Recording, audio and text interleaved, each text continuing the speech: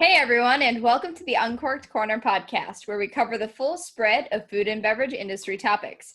My name is Bianca, PR and marketing professional by day and food and wine connoisseur by night. And my name is Nick, an accountant with a passion for barbecue, beer, and whiskey. Today we welcome Karen Bassett. Karen is the founder and owner of Wayfarer Coffee Roasters in Laconia, New Hampshire. In today's episode, Karen tells us about the journey from Seattle to New Hampshire that led her to start Wayfarer Coffee Roasters, the food and coffee selection at both of her locations, and how Wayfarer is committed to raising up the community that has given so much back to them. If you enjoy this podcast, don't forget to subscribe, rate, and review wherever you listen to us. With that said, let's welcome Karen Bassett to the show.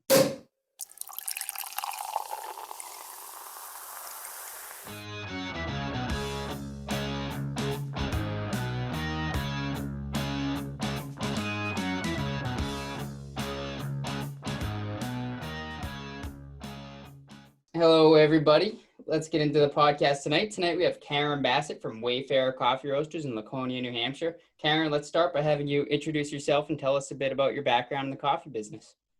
Sure. Thanks for having me. My name is Karen Bassett. I am the co-founder and CEO of Wayfarer Coffee Roasters. I am originally from Seattle. So when I moved out here 11 years ago, I was very shocked to not have a coffee stand or coffee shop on every corner. So I was a teacher at the time, and I started roasting coffee in my back room of my house. And I just decided I need to do it myself. So I sold coffee to friends and family, to other teachers I worked with. I taught kindergarten at the time. Sold in farmers markets, sold kind of all over the town, kind of developed a little bit of a name. And then that was while my husband was opening his own restaurants in the city, and we loved Laconia. We thought it had so much potential. There's water, there's lakes, there's mountains, there's so much potential there, but we know that we just really wanted to invest in that town. So once my husband's restaurants were up and running and had good managers and kind of were running smoothly, he said, "All right, it's your turn." And I said, "Well, my turn for what?" He's like, "Opening your coffee shop." I said, "All right, here we go." So I knew I couldn't do it myself. I love working with teams. So I decided we went on a camping trip, and one of our friends was totally geeking out on coffee. He had his Chemex and a grinder and a scale and all this stuff. And I'm like, I think he might be the guy that we need to have on our team. So we brought our business partner, Ben, in on the project and bought him a roaster, and he got really into it right off the bat. So he just kind of fell in love with roasting. He went to SCA, Specialty Coffee Association Roasting School, got his level 1 certification through the SCA, and then my husband and him traveled down to Oklahoma and picked up this 5K roaster and brought it up to New Hampshire, and we opened our coffee shop about 5 years ago. So we always wanted to have kind of that bean to cup feel where we people could watch the roasting process right in the shop, and that was really important to us. And as of right now, we're very much outgrowing that tiny little back corner. And then a couple years ago, we were trying to figure out, like, what's our expansion? Is it going to be, we always knew expansion was going to be in the works. We just didn't know what it was going to look like. So was it going to be another cafe? And we were like, never, never, never. No, we don't want that. We'll just expand the roaster, like the roasting side of it, the wholesale side. But we love our community so much. And that's like the biggest part of our company is coffee and community, and being an integrated part of Laconia and this little town that we just love and have fell in love with. And so we were given an opportunity to open the second location just a mile or two away from our first location, which was kind of, obviously that's a little bit scary. It's a little bit like, are we going to cannibalize the first one? But it turned out, it's doing great. So we opened that one now 5 years after our first one opened, and so far it's going well. So. And I think you guys did a good job kind of differentiating the two so that you're going to avoid that cannibalization of it in the area. So I know I've been down to both locations personally. Yeah. Your first location in downtown Laconia, that whole area has come a long way. You have a really, really nice place there. The new one at the old Opera House is a really nice location, and you have a nice little lot behind it. It's really easy to get to. So they're definitely both easy, like good spots to get to. What other restaurants do you guys have in the area? So we own Burrito Me, which is in the train station. Been there and as well. we also own Laconia Local Eatery, which is on the other side of the train station. Got so it. That I've seen that around on social media, and I get emails, but I gotta get there. We haven't actually tried it out yet. We'll have to come down. Yeah. So we just bought that last October. So again, we had another Burrito Me shop up in Plymouth, which just recently closed down. And we just felt like our heart's here, our heart's in Laconia. We want to make it the city that we kind of feel like it could be, and food is our passion and community is our passion. So we feel like that's what we wanted to bring to Laconia. So that kind of speaks a little bit to why the second location has a different food offering, because not only just to be a little different, but also to provide our city with another food option, because there really aren't that many.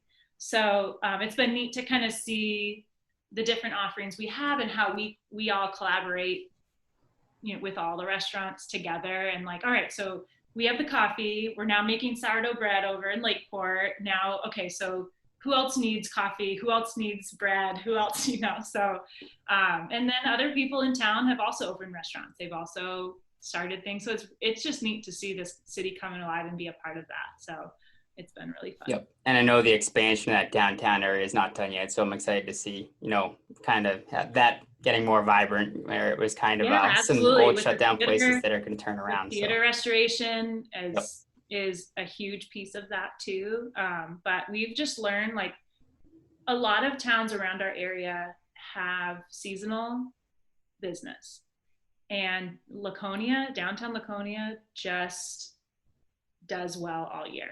We've got that, like, just people who work year round, and there's a lot of businesses around that support really good businesses in downtown Laconia. So we feel like there's kind of this narrative that we've always wanted to change. Laconia, like, is it the drug problem? Is it this? Is it that? But really, it's like we want to change that story, and you just bring something quality, and this town absolutely supports it.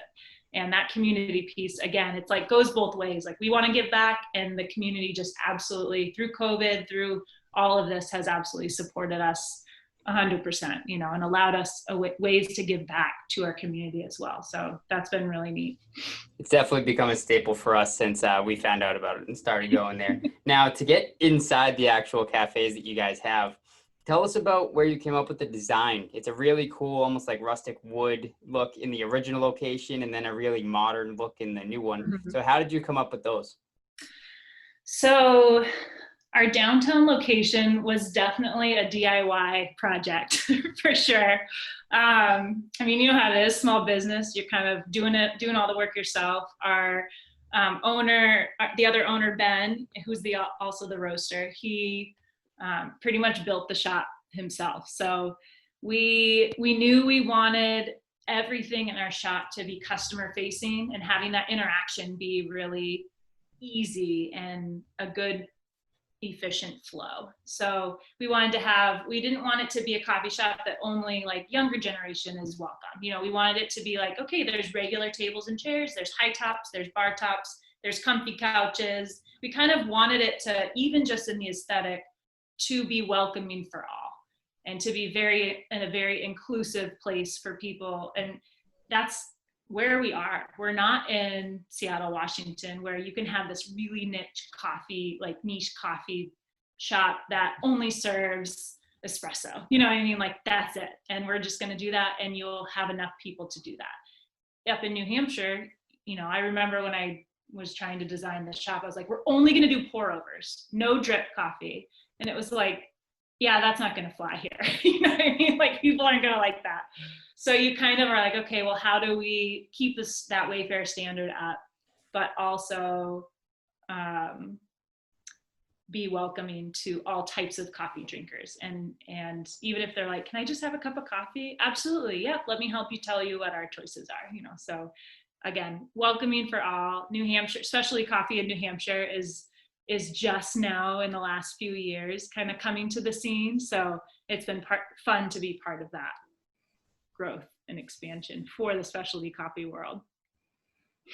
So I saw that incredible mural that you have painted at the new location. Is that an artist that you knew from home, or is that somebody from New Hampshire? That was Laura Burkhart. She is an artist and a maker from Seattle, Washington. So I went to high school with her. We grew up together. We played soccer together.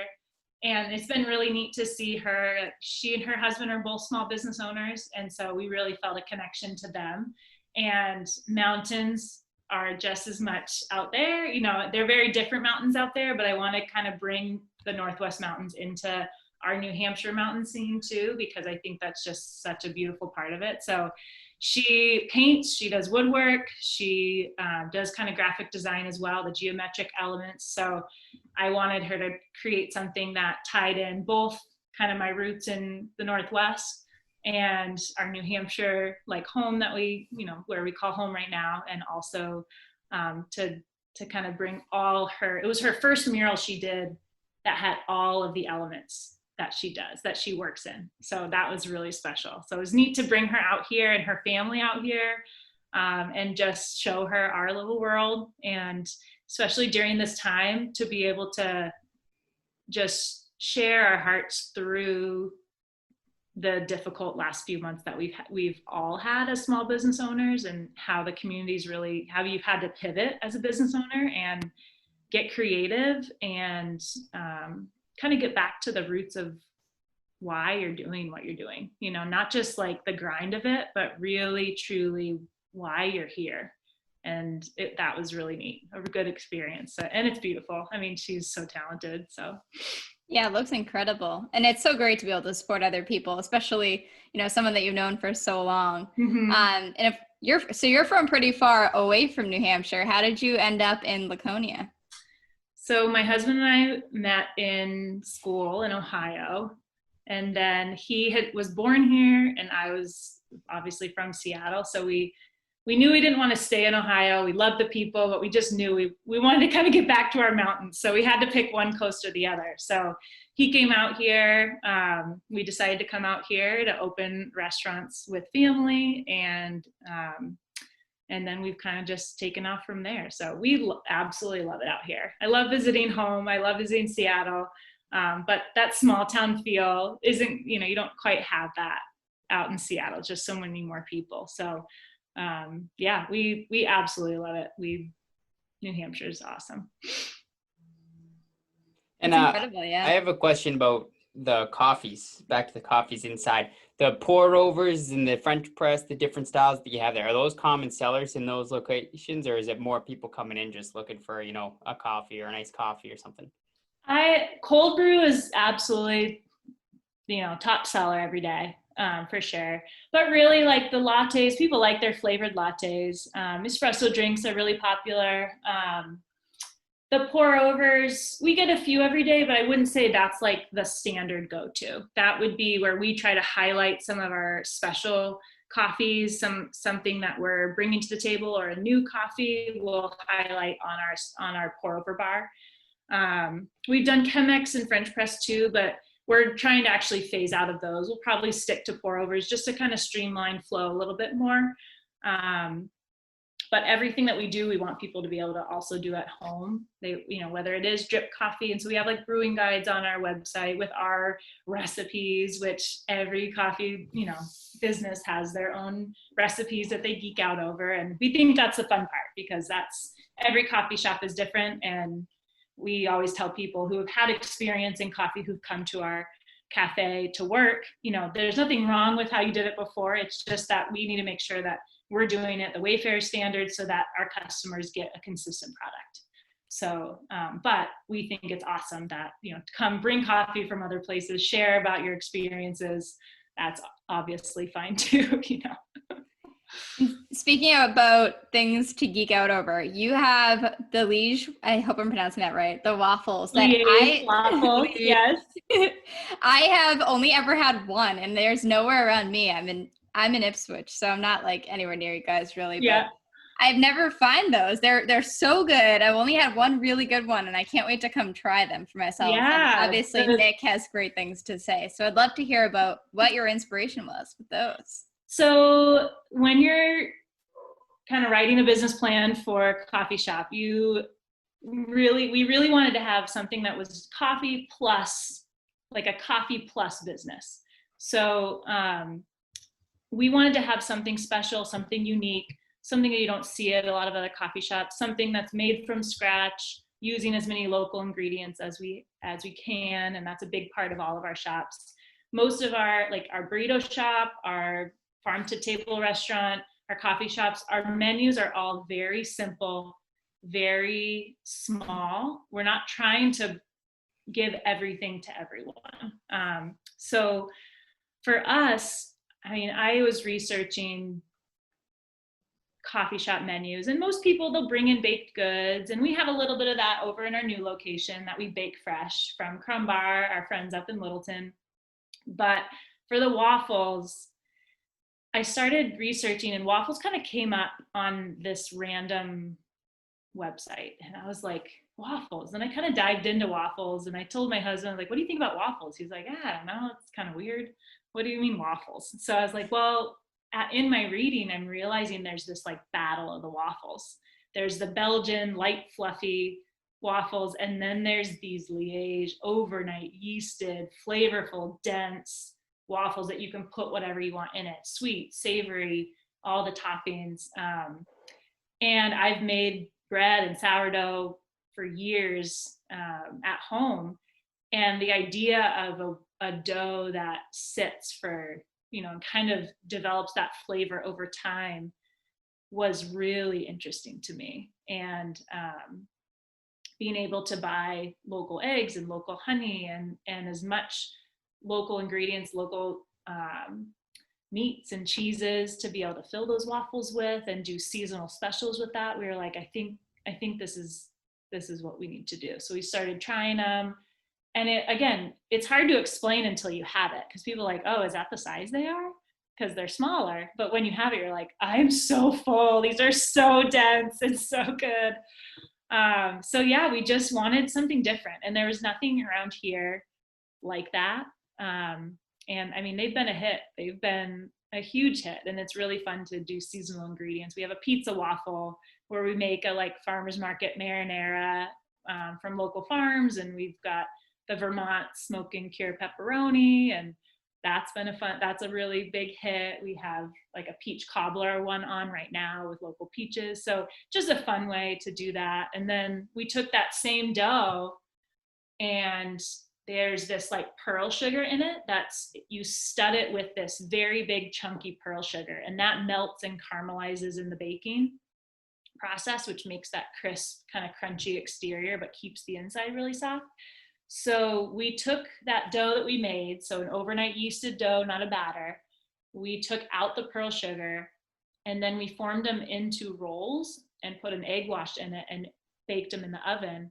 And now we use that same dough minus the sugar for our brioche rolls, for our breakfast sandwiches there as well. So same process, same fermented overnight dough, but also into a different form using the same type of local ingredients. So it's been neat to just see how all those pieces kind of come together, and in a way to expand the menu, but not spread yourself too thin, But yeah, those waffles they're a hit. Nice. And to get into some of the differences between the two locations, so it seems like that downtown Laconia one really is more of that classic coffee shop vibe with some of the small, you have the waffles there. That's the big highlight.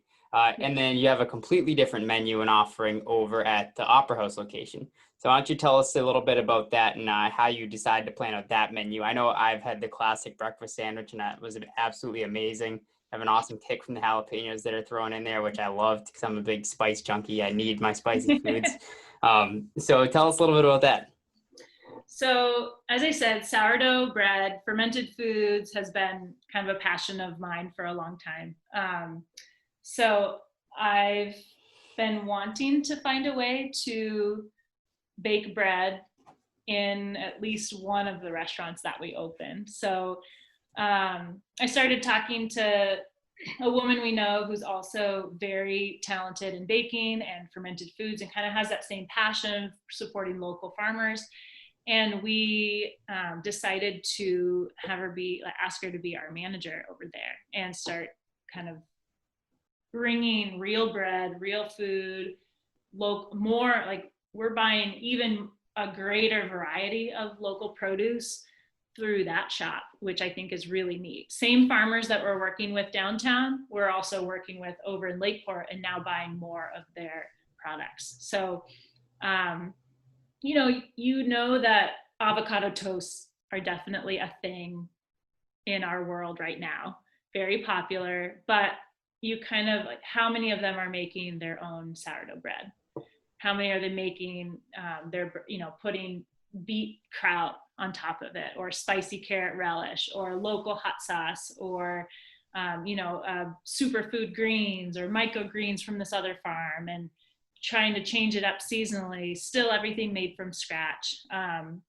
So that was something where it's like, all right, now we can start moving into like breakfast and lunch type foods where, you might not necessarily want a waffle for breakfast, lunch, and dinner, but you probably will get some sort of sandwich during the middle of the day too. So it's interesting watching the trends at both shops. We've kind of noticed that downtown is busier a lot earlier, and then the rush in Lakeport happens like more of the 10 to noon lunchish time, because I think of the sandwiches and things like that. So it's fun to watch. I geek out over that stuff, but it's neat to see something so close have a totally different feel, So same coffee menu, Wayfarer standard is still like what you expect. The bar is even shaped the same. We have the mod bar at both of our locations, which is where the espresso machine, you just see the group heads and the steam wands up top, and the whole modules are down below so that your interaction with the customer, they can watch every single step along the way, which was really important to us. Like, we want them to see the green coffee going into the roaster, and we want them to see not us hiding behind this monstrous machine, but really interacting and being able to ask questions for that. So you walk in, you're like, oh, this is still Wayfarer, but the one over, our new location's kind of a little fancier, a little more polished, where, our roots, our flagship cafe is more of that, like, it's our origins, it's where we started, it's our, we did it ourselves, And how did you settle in that Opera House location there? So a man named Scott Everett is renovating. He's really investing in Lakeport, and he's bought up a bunch of buildings. He's from the area, now has a very successful business down in Texas, a mortgage broker business. And he actually came to us and was like, I'm going to put a coffee shop in the Opera House, and I want it to be you. And I said, I don't know, it's really close. We kind of are like, we have to kind of figure out the numbers here, So he started renovating it. He was already working on, it's right next door to the Laconia Daily Sun, the newspaper. And then he's renovating the second floor into like a second floor lounge for us. And the Opera House will be restored as well. Third floor is going to be two like high-end condos. And the transformation is beautiful, but we're invested in Laconia, and we love to be part of Laconia's growth and expansion, and we're willing to take those risks where not everybody would. And we can see the potential in an area like Lakeport. My husband and I actually used to live over in Lakeport, so we've now moved a little bit away, but it's neat to be able to see that area come to life. And this Scott Everett, who owns the building and now owns several other buildings, that he's already has plans for more retail, more parking, more restaurants, more housing. He's just like, this is his project to give back. And it's like, yeah, we're going to jump in on that. Like, you know, it's jumping in on the ground floor of something that has such great potential. So he's been amazing to work with. We've been so grateful to work with his like architects and contractors. And that's been, I mean, we never had access to that before. So this feels like, what do you mean I get to meet with your architect? That's so fancy, you know? So he's definitely been super generous and such a joy to work with every step of the way. I made it possible for us to kind of get in as a small business with pretty low risk and kind of jump in with both feet and go for it. So we're excited, and so far so good. It's going well. It's really neat because we have the Wow Trail goes literally between our downtown cafe and the Lakeport Cafe. So we'll see people riding their bikes with a cup of coffee from downtown over to Lakeport to get their refill. And we think that's amazing. That's awesome. So that's very cool. And there's a lot of seasonality with your waffles, but when it comes to the coffee roasting and the beans, do you do anything seasonal, say with pumpkin spice season, I should call it, coming up? All I've been hearing about is pumpkin. Right. Do you do anything seasonal, or do you foresee any like new blends coming out? So we often have a seasonal flavor. So we have monthly specials. So we have the waffle specials, but we also have a drink special. We've recently partnered with 27 Teas, which is a tea company, a woman-owned tea company here in New Hampshire. And that's been really fun because it's kind of reignited our interest in tea and that kind of specialty tea world. And we've started doing a few more specials in the tea side. We don't roast any flavored coffee, so anything that we flavor is flavored after the fact. But all of those sauces are also made from scratch in-house. So we in the fall, we do have like a pumpkin maple and a pumpkin caramel that we do using local pumpkins and our made from scratch caramel as well. So those are the two that are going to be coming out. I know you guys got some of our cans of cold brew that we are just now starting the conversation of making those be a little bit more seasonal flavor varieties. Because the new one that we just came out with in June, which was the Bourbon Maple Oat Milk Latte, it's flying off the shelves. So we're kind of seeing it as, well, what else could we do? What else could we do seasonally that kind of keeps the interest, keeps it fun, keeps new products, kind of keeps increasing our line of canned cold brew. So yeah.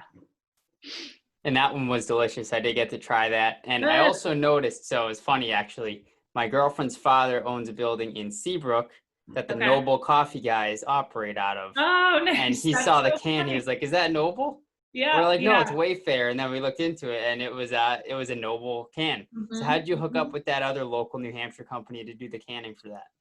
So we used to brew and keg all of our cold brew in-house, and it was like 5-gallon buckets strewn through our kitchen, straining it 2 or 3 times. It was a disaster. I mean, it was so labor intensive. It was a mess. We had to get farmers to come in every week to take hundreds and hundreds of pounds of ground coffee from our tiny little cafe. And we just outgrew it. We graduated to 15-gallon kettles, and we had 2 of them.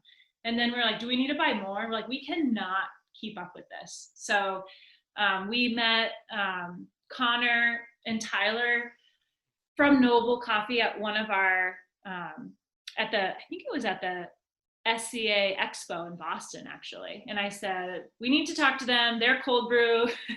We know they do cold brew in New Hampshire, and we need to get connected to them. So we really needed that service of somebody we could roast. We wanted to roast. We wanted to make sure the coffee's really good. And then we wanted someone to be able to take care of the rest. So we had already developed a list of wholesale customers using our cold brew.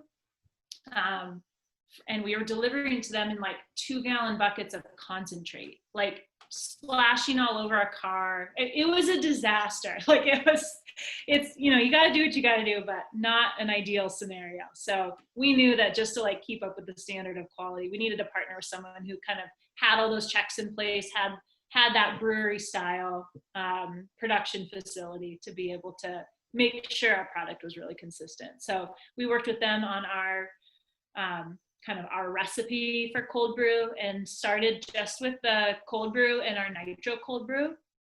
And then one of our most favorite partnerships that we have has been working with Tamworth Distillery up in Tamworth, and they're also attached to Art in the Age Cafe.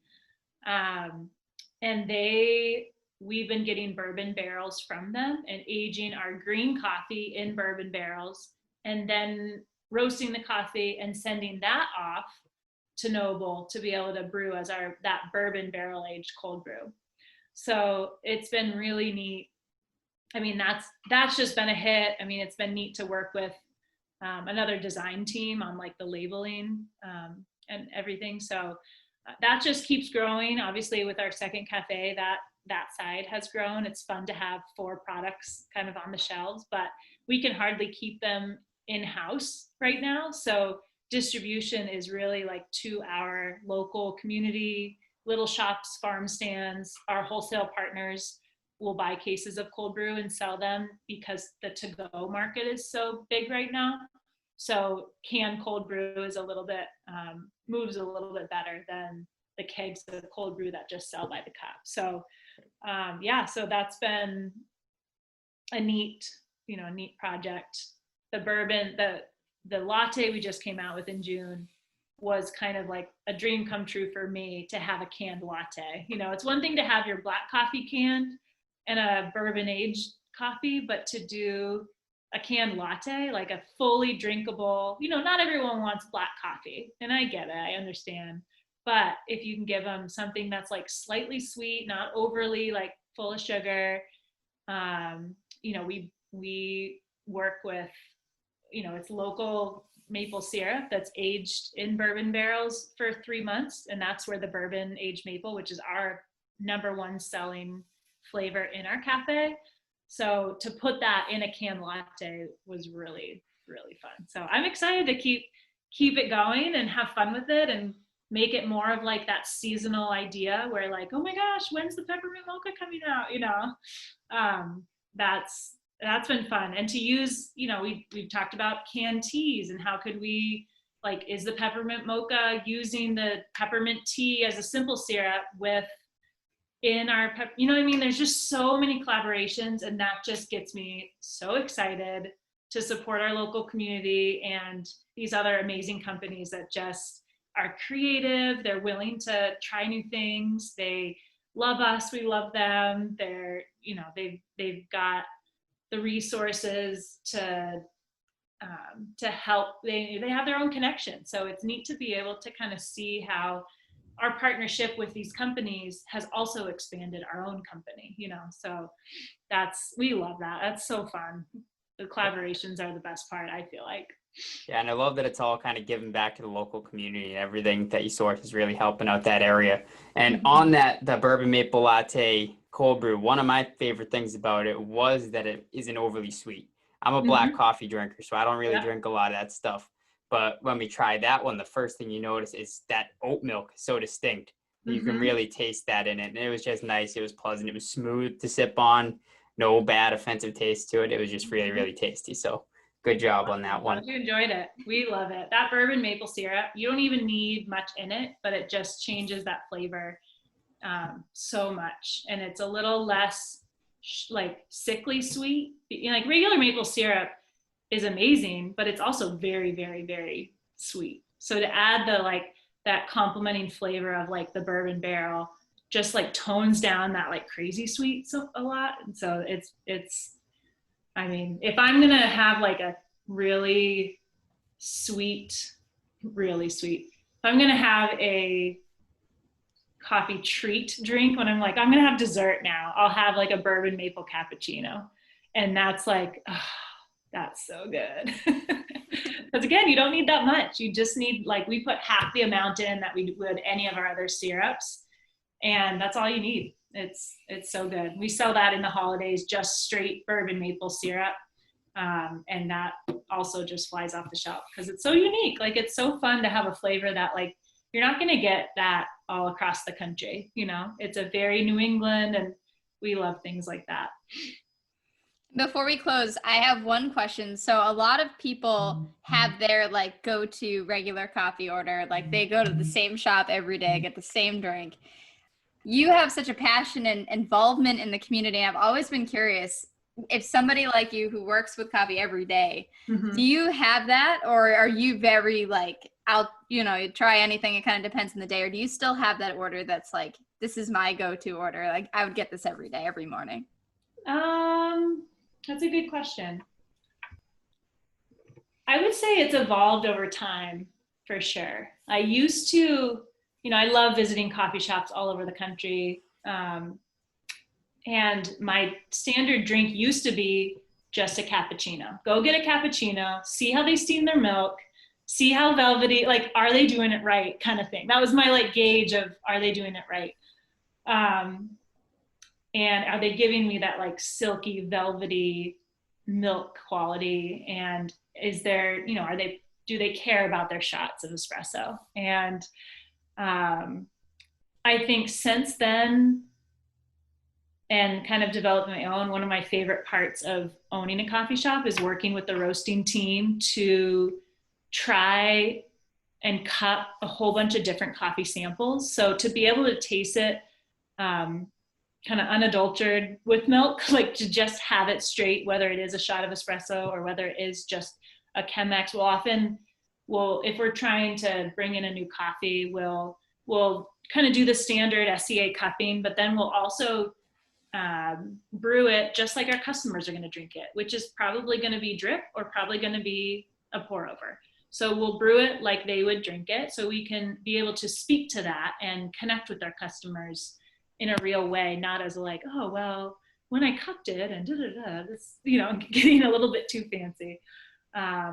It brings out such different flavors. And I mean, I definitely go to a light roast just because of the complexity of flavors that you can get. But I just think coffee is so interesting because it's every single coffee you try is different. And that's the beauty of it. And that's where you can't be a coffee shop. Like, you're not going to be right. There's this like, are you the best? It's like, well, coffee's different all over. And every coffee you bring in, and coffee's so seasonal, it's a crop, it's going to change. So I remember when I was roasting out of my home, my little business was called like Bassett Beans. And so I had someone who came into the shop who used to buy my coffee at the farmer's market. And they're like, is this still Bassett Beans? I'm like, interesting question. But I mean, no, it's still us, but it's not like, it's a crop. It's totally different every year. And it's kind of being able to educate people and let them try it and try to connect with what they're looking for, and not make them feel like they're ordering wrong, not make them feel like they didn't ask the right questions. You know, we kind of pound that into all of our baristas. It's like, nope, you need to meet the people where they're at with whatever they need. Absolutely give them what they're looking for. But also take the opportunity to educate if you can, and teach them about origin, teach them about coffee, and teach them about how it is this constantly changing product. And we think that's the fun of it. I know but that's also something that needs to be taught to customers. Our espresso is going to continue to change seasonally and continue to change. And so if you don't like it right now, that's also okay. And I think that's something like, oh, your lattes taste different now. We're like, yeah, we changed it. That's okay. Wait a few weeks and we'll change it again, and you might like that one a little bit better, you know. And so we think that's the fun part. I mean, if that's, you know, going back to your question of what you go to, I'm not going to go to the super sweet sugary drinks ever, really. that bourbon maple oat milk latte, I'll definitely have that as the sweet treat in the afternoon sometimes. But yeah, I mean, standard, like kind of, I don't know, my boring pour over is what I'll go to, you know. But yeah, light roast, I think, all the way. When it's done right, that's all you need. So where can our listeners find you online, on social media, and obviously downtown Laconia, New Hampshire? That's where to get you in person. Yeah. So you can go to our website. You can order our coffee there at wayfarerroasters.com. You can order ahead on our app on Coffee Pass, which is great. We have that at both locations. So it's a quick contactless. You can pay right over your phone and we'll make it and they'll be ready at the end of the bar for you. So that's been working really well. We had that set up before COVID. So that was a very seamless transition. So you can definitely try it that way. And yeah, I mean, visit our cafes. We're excited. We keep growing. We keep expanding. We're really excited to have our new lounge opening up, hopefully later this fall in our new location. That'll be extra seating, but also available to rent out for private events, which we're really excited about. So again, just kind of curating these experiences for our community, experiences for people to get together and to be active members of our community is what we want to do. So, you know, you can find us on Facebook, Instagram as well. Each of our cafes has its own account. So look for us on there as well. All right. And we'll throw tags in the description for everybody so it's easy to find you as well. We appreciate so much that you came on tonight to talk to us. We had an awesome time. We look forward to continuing to visit in person and have a good night. All right. Thank you so much. Be sure to follow us on social at Uncorked Corner and on the blog at uncorkedcorner.com for a taste of more food and beverage content. And if you enjoyed the show, don't forget to leave a comment, subscribe, rate, and review on whatever podcast platform you prefer. Thanks for listening.